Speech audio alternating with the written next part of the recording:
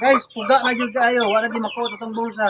So, okay mahimo no choice ta magbaligya tag manok, pat lang ka po.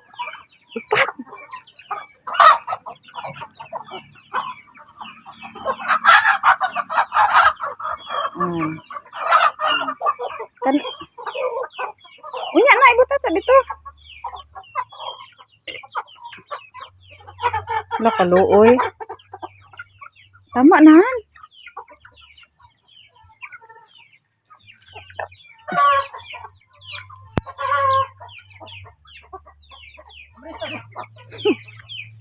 Ano kawatag manok guys, hindi ka bala mo gawas.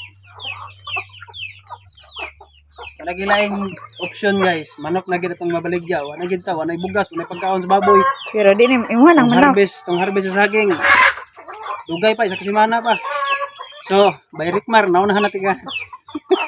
So, ano ni pa? Ito ko guys, pat lang ka buka. Bugas na ni.